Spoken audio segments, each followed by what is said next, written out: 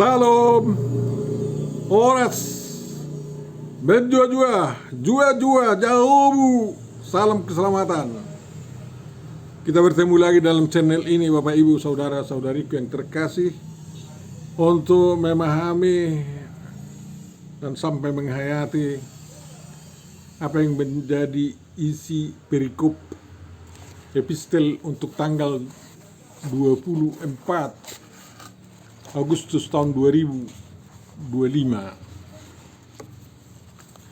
Mudah-mudahan pertemuan kita ini semakin meneguhkan kita di dalam iman dan persekutuan kita. Untuk memulai perenungan kita, Bapak Ibu Saudaraku yang terkasih, mari kita terima penyertaan dari Tuhan kita. Kasih karunia dan damai sejahtera dari Allah Bapa kita dan dari Tuhan Yesus Kristus menyertai kamu. Amin. Firman yang akan kita renungkan ditentukan dari 1 Tesalonika 5 ayat 12 sampai 24. Kita baca. Kami minta kepadamu, saudara-saudara, supaya kamu menghormati mereka yang bekerja keras di antara kamu, yang memimpin kamu dalam Tuhan dan yang menegur kamu, dan supaya kamu sungguh-sungguh menjunjung mereka dalam kasih karena pekerjaan mereka. Hiduplah selalu dalam damai seorang dengan yang lain. Kami juga menasihati kamu, saudara-saudara, tegurlah mereka yang hidup dengan tidak tertib. Hiburlah mereka yang tawar hati, mereka yang lemah. Belalah mereka yang lemah. Sabarlah terhadap semua orang. Perhatikanlah supaya jangan ada orang yang membalas jahat dengan jahat, tetapi usahakanlah senantiasa yang baik terhadap kamu masing-masing dan terhadap semua orang. Bersukacitalah senantiasa, tetaplah berdoa, mengucap syukurlah dalam segala hal, sebab itulah yang dikehendaki Allah di dalam Kristus Yesus bagi kamu. Janganlah padamkan roh, dan janganlah anggap rendah nubuat-nubuat. Ujilah segala sesuatu dan peganglah yang baik. Jauhkanlah dirimu dari segala jenis kejahatan. Semoga Allah damai sejahtera menguduskan kamu seluruhnya, dan semoga roh, jiwa, dan tubuhmu terpelihara sempurna dengan tak bercacat pada kedatangan Yesus Kristus Tuhan kita. Ia yang memanggil kamu dengan setia, Ia juga akan menggenapinya. Demikian firman yang akan kita renungkan, Bapak Ibu Saudara-saudariku yang terkasih. Tentu saja yang berbahagia adalah orang yang mendengarkan, memelihara, memahami, menghayati, dan melakukan perintah firman Tuhan dalam perbuatan-perbuatan baik. Amin. Kita berdoa. Tuhan Yesus Kristus, terima kasih atas firman yang telah dibacakan kepada kami. Tanpa pertolongan-Mu, kami tidak akan dapat memahaminya. Oleh karena itu, penuhilah hati dan pikiran kami dengan kuasa Roh Kudus-Mu, sehingga kami tidak lelah-lelah dalam memahaminya, Tuhan, dan juga saling membantu untuk memahaminya melalui video dan komentar-komentar yang ada di video ini. Dimuliakanlah nama-Mu, dan semoga kerajaan-Mu semakin nyata oleh karena kasih setia-Mu yang sangat besar yang kami alami sampai sekarang. Dalam Yesus Kristus sempurnakan dan kabulkanlah doa kami. Amin. Tema yang diusulkan untuk perenungan kita adalah kasih setia Tuhan tetap selama-lamanya. Tentu saja itu ditarik dari Evangelium untuk minggu ke-10 setelah Trinitas tanggal 24 Agustus 2025 itu, dari Mazmur 103 yang ayat 15 sampai 18 yang terang-terangan menekankan bahwa kasih setia Tuhan tetap selama-lamanya. Surat Paulus yang pertama kepada jemaat di Tesalonika tidak bicara tentang kasih setia Tuhan yang dialami oleh jemaat itu. Paulus hanya bicara bahwa Tuhan itu yang memanggil mereka adalah setia dan akan menggenapinya. Itu di ayat 24 perikop kita. Kata setia di sini digunakan pistos.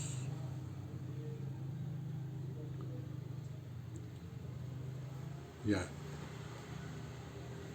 Dan bukan eleos. Eleos artinya kasih setia dan terjemahan Ibraninya hesed. Tapi setia yang dimaksud di sini, pistos, itu yang mengandung kebenaran iman. Tentu saja adalah bagian daripada kasih setia Tuhan.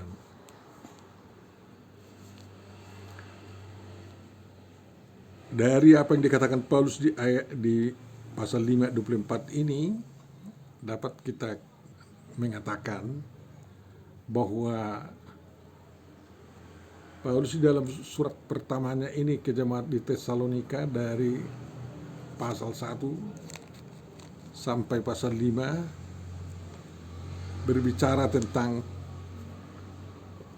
kasih setia Tuhan yang telah memberikan keselamatan, pengampunan dosa, hidup yang baru, ya, dan sukacita, serta iman yang benar kepada seluruh anggota jemaat di Tesalonika.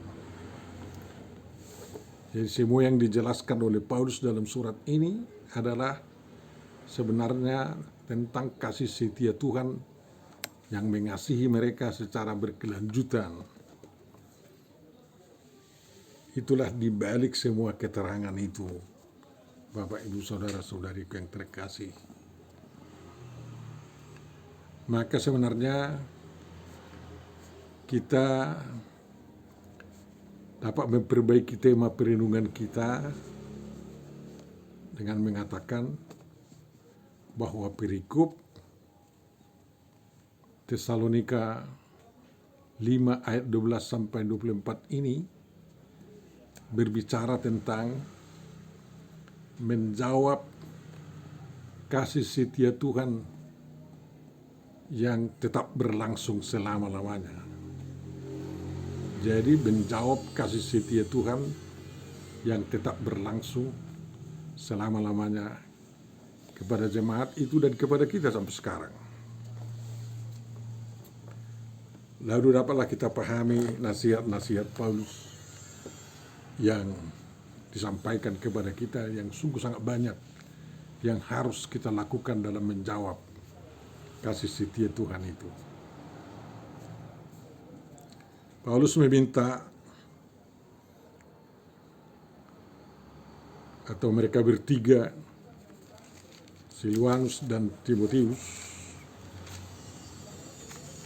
sehingga Paulus berkata kami di sini, ya, meminta kepada jemaat itu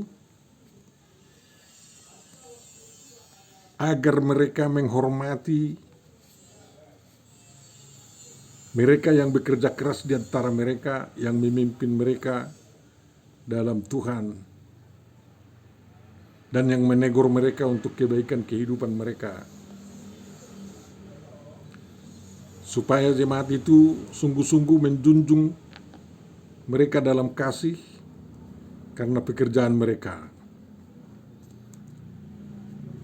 Satu jawaban yang sangat diperlukan oleh jemaat dari sejak dulu sampai sekarang itu berlaku.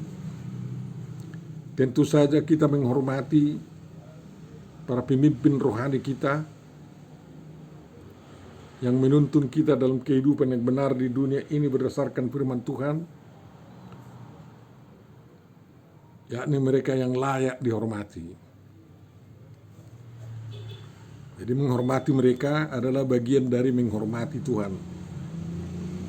Orang Batak mengatakan bahwa pemimpin itu, orang tua, adalah Tuhan yang tampak bagi kita, di hadapan kita. Jadi menghormati orang yang menuntun kita, menghormati orang yang memimpin kita dalam iman, dalam pengharapan dan kasih, dan yang menegur kita apabila kita menyimpang dari jalan yang benar, harus kita hormati sebagaimana kita juga menghormati ayah dan ibu kita.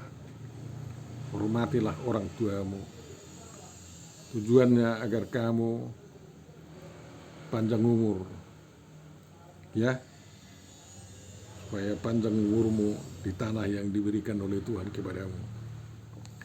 Jadi agar gereja kita itu benar-benar panjang umur, tidak mati-mati timbul, ya.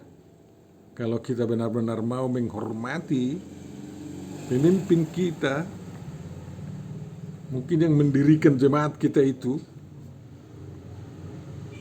seperti kita menghormati orang tua kita, menghormati Tuhan. Tentu saja yang kita hormati adalah pemimpin kita yang layak dihormati. Kalau ada pemimpin kita yang tidak menjalankan firman Tuhan, untuk apa dihormati itu? Salah satu dari sifat pemimpin yang patut dihormati itu adalah kerja kerasnya, membangun iman kita, membangun persekutuan kita, membangun pekerjaan diakonia kita, membangun perekonomian kita, menasehati kita agar terus berjuang untuk membangun kehidupan kita. Jangan hanya tenggen-tenggen, jangan hanya berjudi, jangan hanya bervideo-video atau ber-HP, melalaikan tugas. Tidak boleh begitu. Jadi tidak asal-asal menghormati memang. Makanya para pemimpin dan yang dipimpinnya harus bisa saling menasehati. Kita perlu junjung mereka dengan sungguh-sungguh dalam kasih karena pekerjaan mereka itu. Ya, bukan karena nepotisme, bukan karena aliran-aliran yang terjadi di gereja, bukan. Karena pekerjaan mereka itu sebagai jawabannya terhadap firman Tuhan yang didengarnya, dipeliharanya, dipahaminya, dihayatinya, lalu dilakukannya dalam perbuatan-perbuatan baik. Jawaban yang kedua yang harus kita lakukan demi menunjukkan pengenalan kita akan kasih karunia Tuhan itu, akan kasih setia Tuhan, adalah hidup dalam damai seorang dengan yang lain. Jangan hidup dalam gontok-gontokan dan perselisihan-perselisihan. Karena siapa yang membawa damai, dia akan disebut anak Allah. Jadi ciri-ciri kita adalah orang yang membawa damai. Sebesar-besar apapun persoalan, perbedaan pendapat, jangan sampai terjadi kepada perselisihan, tetapi harus bermuara kepada damai sejahtera Allah yang melampaui segala akal itu. Yesus Kristus memberikan damai kepada kita. Bukan seperti damai yang diberikan oleh dunia ini. Damai yang bersyarat-syarat. Memang damai yang harus dilakukan adalah syaratnya mau saling mengampuni dosa. Sehingga timbul damai sejahtera di hati, di mulut, dan di dalam perbuatan.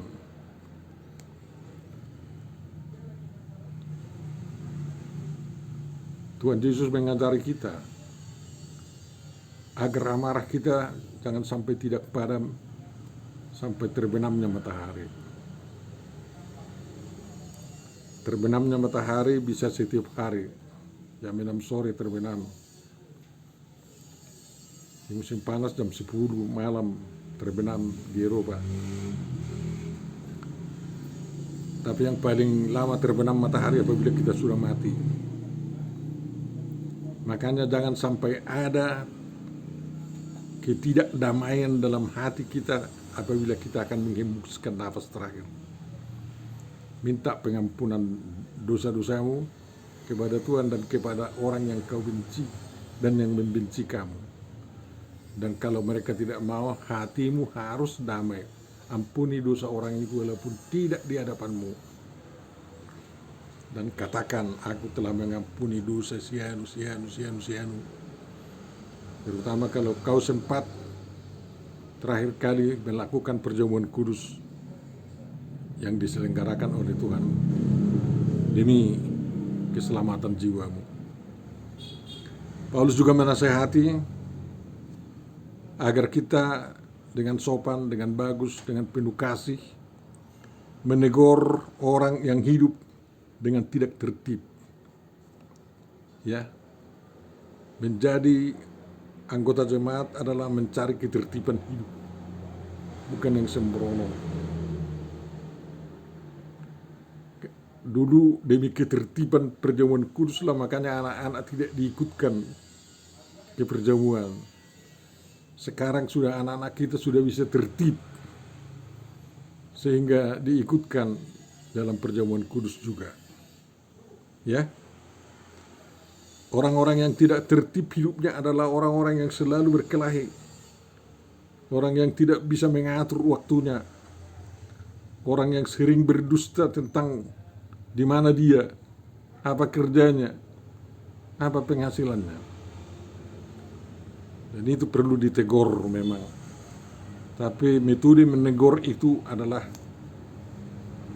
menyadarkan dia dengan penuh kasih lembut, ya. Karena berbahagialah orang yang lembut hatinya, mulutnya, kata-katanya, karena dia adalah bagian dari kerajaan surga. Kemudian banyak yang membuat kita tawar hati, makanya Paulus menasihatkan kita agar kita menguatkan orang yang tawar hati tetap beriman kepada Yesus Kristus. Itu artinya menghibur di sini. Zaman sekarang banyak kali yang membuat kita tawar hati terhadap Tuhan Yesus Kristus. Apalagi para perongrong kekristenan kita, keimanan kita kepada Kristus. Coba bayangkan, hampir setengah isi WhatsApp sekarang mengatakan Tuhan Yesus bukanlah anak Allah, bukanlah Mesias, walaupun mereka katakan Al-Masih, bukanlah Tuhan katanya. Yesus Kristus tidak disalibkan katanya. Padahal dalam kitab suci yang berbahagialah aku waktu aku mati katanya. Waktu aku naik bangkit dan waktu aku naik ke surga. Mereka tidak mengakui Yesus itu anak Allah dan menyangkal bahwa Yesus adalah firman Allah yang menjadi manusia. Walaupun dalam kitab suci mereka tertulis mengatakan bahwa Yesus itulah kalimat Allah, roh Allah. Kalau dikatakan roh tidak bisa pisah dengan pemilik roh itu, yaitu Allah. Kalimat tidak pernah terpisah daripada kalam Allah. Dan kalam itu adalah Allah. Maka jangan kita mau terkecoh oleh kampanye-kampanye mereka dan menjadi tawar hati.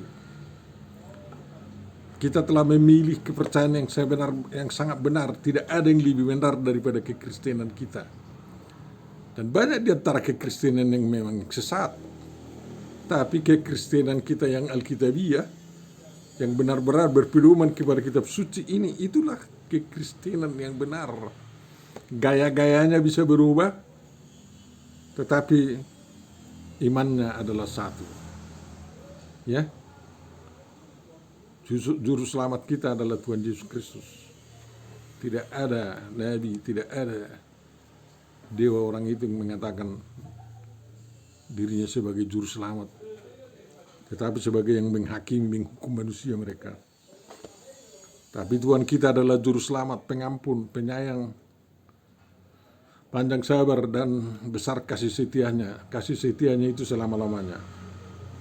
Apa yang sudah dijanjikannya bahwa dia akan bersama kita, dan itu terus berlaku dan dijalankannya dengan setia. Bapak, Ibu, Saudaraku yang terkasih. Lalu Paulus menasihatkan kita juga seperti kepada orang Tesalonika itu, bela mereka yang lemah. Ya. Makanya kita bangga kalau banyak warga jemaat kita yang menjadi pengacara pembela. Ya. Sekarang ini pembela harus mahir hukum. Ya, melek hukum, dan hukum di Indonesia banyak sekali. Ada undang-undang dasar, ada peraturan pengganti undang-undang, ada undang-undang, ada hukum perekonomian, ada hukum perdata, ada hukum pidana, ada hukum agama, berbagai agama. Hukum-hukumnya juga harus diketahui oleh para pengacara kita, walaupun dia Kristen. Dia harus bisa membela orang-orang lemah yang juga tidak termasuk anggota jemaat kita. Itu tugas kita. Harus tanggung jawab kita. Jangan sampai dibiarkan orang lemah jadi diinjak-injak orang walaupun dia benar. Harus kita di depan sebagai penegak hak asasi manusia yang saling mengasihi. Oleh karena itu, itulah tanda cinta kasih kita kepada Tuhan dan kepada kemanusiaan. Kita juga dianjurkan agar sabar kepada semua orang. Sabar. Sabar artinya itu. Kalau kita QQ atau antrian, tentu saja kita harus sabar sampai kepada giliran kita. Ya. Jangan sampai kita terus menudung waktu untuk kawan kita yang di depan kita. Gak sopan begitu. Dan tidak manusiawi. Kalau kau mau pertama, kalau ada 20 orang di depanmu waktu antri, permisilah kepada 20 orang depan. Bisakah aku duluan dari kau? Bisakah aku duluan dari kau? Bisakah aku duluan dari kau? Harus permisi. Kalau tidak, aku duluan, aku pun penting katanya. Di belakangnya kau. Ya. Jadi kesabaran itu, apalagi menantikan tibanya berkat Tuhan, perlu kesabaran. Semuanya tidak instan. Kurang enak kalau memang kita selalu menginginkan yang instan. Salah bilang nanti bisa terus datang instan. Mati kau katanya, terus mati, susah kan. Mati kau kalau bilang memang harus mati lah setelah 80 tahun atau 70 tahun. Tapi kalau instan susah. Makanya harus sabar. Jangan bilang sama kawan mau mati kau gitu. Hidup kau gitu lah. Merdeka kau gitu. Bikin yang baik kepada orang yang menjahati kau. Tuhan Yesus mengajari kita untuk mendoakan orang-orang yang membenci kita. Ya. Yang memfitnah kita. Kita doakan, bahkan kita kasihi musuh kita. Ya. Saya di jemaat sering mengajarkan kompak walaupun bermusuhan. Mereka pun senyum-senyum mendengar itu. Tuhan Yesus lebih keras lah, kasihilah musuhmu. Saya katakan kompak waktu bermusuhan. Jadi para petinju itu bertanding, bermusuhan. Setelah selesai bertanding, kompak mereka kan. Jadi jangan balas yang jahat dengan yang jahat. Dulu memang di perjanjian lama diajarkan gigi ganti gigi, nyawa ganti nyawa. Setelah Tuhan Yesus datang itu sudah dibatalkan, itu diganti dengan kasihilah musuhmu, kasihi sesamamu seperti dirimu sendiri. Jadi tidak boleh gigi ganti gigi lagi. Makanya ada perlu kesabaran, ya. Mudah-mudahan yang menjahati kita menjadi orang yang paling mengasihi kita. Saya tahu banyak peristiwa seperti itu, ya. Karena kita tidak membalas kekejaman orang, akhirnya mereka heran mengapa bisa mereka begitu. Karena Tuhan mengasihi anak-anaknya, Tuhan mengasihi orang-orangnya, sehingga tidak ada pembalasan. Usahakan senantiasa yang baik, ya, terhadap semua orang, terhadap kamu semua. Yang baik terutama kepada kawan kita sekumpulan, ya. Tapi jangan melupakan yang lain. Kita sudah tahu apa yang baik kan, kayak gitu. Karena kita sudah berubah karakter kita dari yang jahat menjadi yang baik, dan sudah tahu membedakan mana yang sesuai kehendak Tuhan dan mana yang tidak sesuai kehendak Tuhan. Yang sesuai kepada kehendak Tuhan lah, dan yang sesuai dengan semangat kemanusiaan lah yang baik, ya. Jadi ada orang yang mengatakan hanya perintah Tuhan yang baik. Perintah Tuhan juga diserahkan kepada hukum-hukum duniawi, yaitu kemanusiaan. Mengapa kita tidak setuju pernikahan satu jenis kelamin? Karena tidak baik. Bukan hanya melanggar perintah Tuhan itu, karena Tuhan menikahkan Adam dan Hawa, kan? Pernikahan itu adalah kehendak Tuhan, berlawanan jenis. Tetapi juga pernikahan satu jenis kelamin melanggar hukum kemanusiaan. Karena kalau semua manusia satu jenis kelamin menikah, tidak ada anaknya nanti. Jadi manusia bisa musnah. Kebudayaannya itu dikembangkan oleh orang-orang yang buruk di Eropa. Dan harus kita tegas mengatakan kepada gereja-gereja di Amerika dan di Eropa, ya, bahwa kita tidak setuju gereja memberkati pernikahan satu jenis kelamin. Bukan budaya dan ajaran Kristen itu.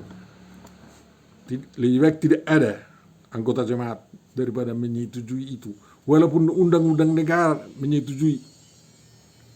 Terima kasih kepada Donald Trump yang sudah melarang perkawinan sejenis. Di mana-mana pun itu harus dilarang. Tak usah kita berkawan kepada gereja yang menyetujui pernikahan satu jenis kelamin, karena tidak baik. Jadi lakukan yang baik kepada semua orang. Pengajaran seperti itu harus tegas kita tegakkan di dalam kehidupan bergereja kita. Sukacita adalah anugerah Tuhan. Duka cita adalah pemberian kehidupan. Maka kita rangkullah sukacita, kita tinggalkan duka cita. Bisakah kita bersukacita dalam penderitaan? Bisa, ya. Bersukacitalah senantiasa. Sekali lagi katakan bersukacitalah. Kata Paulus kan ke situ, kayak gitu. Bersukacita dalam Tuhan. Aku bersukacita sering sewaktu dalam penderitaan. Karena apa? Kalau aku sudah menderita, saya bilang, Tuhan terima kasih, Engkau memperkenankan aku mengalami penderitaan ini. Dan ini masih lebih ringan daripada penderitaanmu. Bagaimana nanti kalau lebih berat seperti engkau derita, saya bilang. Jadi orang Batak mengajarkan, jangan hanya memandang ke atas, pandanglah sekitarmu. Banyak seperti engkau, atasi segala kesusahan, itu tanggung jawab kita. Tak perlu Tuhan mengatasi kesusahan kita, Tuhan kita sendiri bertanggung jawab mengatasi kesusahan kita. Dan kita raih sukacita yang selalu ditawarkan Tuhan kepada kita, kan kayak gitu. Lalu Bapak Ibu Saudaraku yang terkasih, tetaplah berdoa. Doa adalah alat komunikasi kita kepada Tuhan. Kita tidak perlu komat kamit setiap hari. Kristen kita ini tidak membuat jadwal-jadwal berdoa seperti orang lain. Semua itu bukan tanda tetaplah berdoa. Tapi seperti dikatakan Martin Luther, jadikan hidupmu itu menjadi doa, itu aja.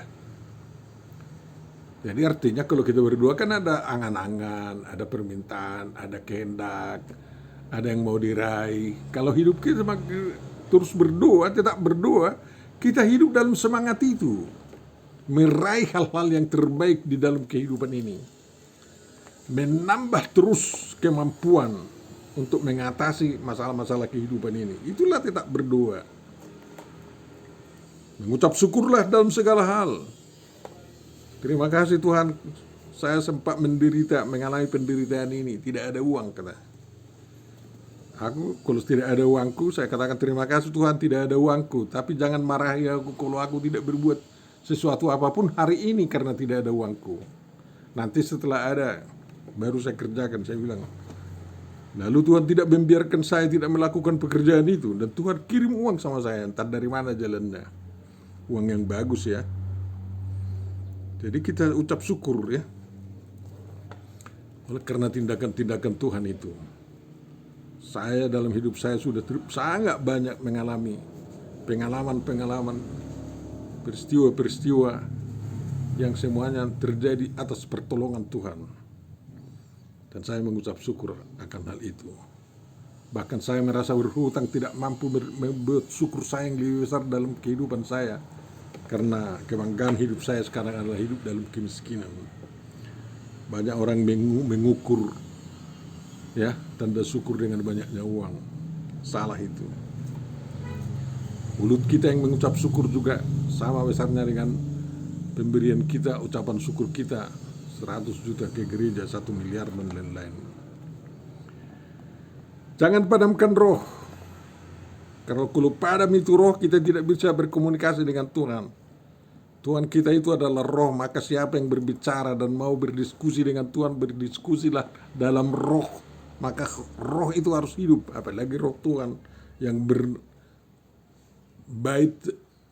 di dalam diri kita harus hidup. Jangan dipadamkan. Jadi roh itu harus menyala-nyala ya. Apa tandanya roh kita menyala-nyala? Tidak lisu-lisu, wajah kita pun tidak, semangat kita tidak lisu. Roh itu kan semangat juga kan. Hanya orang Batak bilang roh itu semangat katanya, tapi bagi orang mati lah itu. Tapi roh itu bagi orang hidup adalah semangat, bukan semangat ya. Dan Bapak Ibu Saudara, jangan anggap rendah nubuat-nubuat. Oke? Tuhan Yesus adalah sebenarnya penampakan Tuhan yang paling utama, yang menyatakan kehendaknya setelah melalui nabi-nabi yang lalu ya, dan sekarang melalui firman menjadi manusia, menjadi anak manusia, anak Tuhan, anak Allah, juru selamat. Tetapi masih mungkin datang nubuat-nubuat. Sampai sekarang ada lagi yang mengklaim dirinya sebagai nubuat atau nabi. Pengikutnya banyak, miliaran pengikutnya. Bagaimana dengan itu ya? Memang di jemaat mulai-mulai itu banyak orang yang mencoba bernubuat-nubuat. Tetapi kalau ada nubuat yang melampaui isi kitab suci kita, firman Tuhan dalam kitab suci kita, jangan terima. Itu nubuat palsu. Apalagi ada nubuat yang mengatakan Tuhan Yesus itu adalah bukan Tuhan, tidak tersalib untuk menyelamatkan manusia, tidak ada Allah. Nubuat yang menyangkal semua pekerjaan Tuhan Yesus Kristus, untuk apa diterima itu? Enggak bisa. Makanya walaupun kita tidak menganggap rendah nubuat-nubuat, kita harus menguji semua ya, dan memegang mana yang baik. Kita tidak setuju dengan gereja Mormon karena ada nubuat tambahan di situ. Ya. Yahudi mungkin tidak setuju dengan kita karena mereka anggap kita menambah isi kitab perjanjian lama itu yang dilarang di sana. Tapi mereka tidak mengerti Tuhanlah yang menambah. Kalau gereja Mormon, pimpinannya yang menambah, bukan Tuhan yang menambah kitab suci itu. Makanya ada bagian ketiga dari gereja Mormon itu kitab sucinya. Sehingga mereka sesat. Dan itu sangat jelas. Ya. Dan kita sudah menguji kesesatan daripada gereja Mormon itu. Dengar di YouTube. Jauhkan dirimu dari segala jenis kejahatan. Tentu saja kita harus menjauhkan diri dari segala jenis kejahatan. Baik kejahatan ekonomi, kejahatan mental, kejahatan rohani, atau kejahatan fisik. Jauhkan diri dari situ. Ganti semua kejahatan dengan kebaikan. Membangun ekonomi, membangun kemanusiaan, membangun gereja, kebaikan, masukkan di sana semua. Dan Paulus terakhir berdoa, semoga Allah damai sejahtera menguruskan kamu seluruhnya, dan semoga roh, jiwa, dan tubuhmu terpelihara sempurna dan dengan tak bercatat pada kedatangan Yesus Kristus Tuhan kita. Jemaat Tesalonika sangat kuat mengharapkan kedatangan Tuhan Yesus Kristus kedua kalinya. Sampai mereka naik ke gunung-gunung untuk menyambut Tuhan Yesus Kristus. Tapi mereka lupa bahwa kedatangan Tuhan Yesus Kristus tidak sesuai dengan pengharapan kita waktunya. Makanya kita harus sabar menanti, entah kapan, terserah aja. Yang penting kita kudus dalam penantian itu. Roh, tubuh, jiwa kita terpelihara sempurna, tak bercacat. Cacat apa? Ya, jangan cacat mental, jangan cacat rohani, dan kalau boleh jangan cacat fisik kan. Kalau masih ada kecacatan dalam hal itu, perbaiki. Sudah ada teknologi sekarang untuk memperbaiki semuanya itu. Memperbaiki jiwa yang cacat pun sudah ada teknologi. Memperbaiki roh yang cacat pun sudah ada. Memperbaiki fisik yang cacat pun sudah ada teknologinya. Perbaiki agar jangan sampai ada cacat sedapat mungkin. Tapi kalau memang kita difabel bukan atas kehendak kita, ya jangan rendah hati, jangan rendah diri, jangan minder wadih hait. Pergunakan kecacatanmu yang demikian menjadi berkat bagi manusia. Banyak yang berhasil sedemikian. Dan Tuhan kita itu setia menggenapi semua pengharapan kita nanti. 3 hal yang tetap dikatakan oleh Paulus ya, dan itu benar. Iman, pengharapan, dan kasih. 3-tiganya tidak boleh hilang dari kita siapapun. Dan Tuhan pun juga akan menggenapi pengharapan, iman, dan kasih kita. Dia melimpahkan kasih setianya kepada kita. Berbahagialah orang yang bertahan sampai akhir. Amin. Terima kasih Bapak atas renungan yang sampai kepada kami. Mudah-mudahan kami dapat semakin memahaminya di dalam Yesus Kristus Tuhan kami. Amin. Jangan lupa mensubscribe ya.